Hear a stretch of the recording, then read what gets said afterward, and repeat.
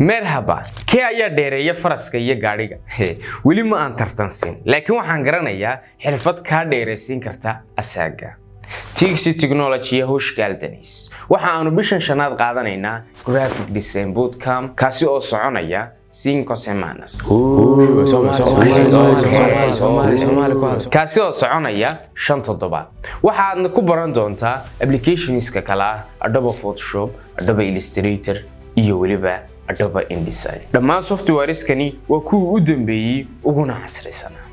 ka dheeree faca oo kori xirfadahaaga kuna soo biir hoyga barashada tiknoolajiyada casriga ah ee TXT Technology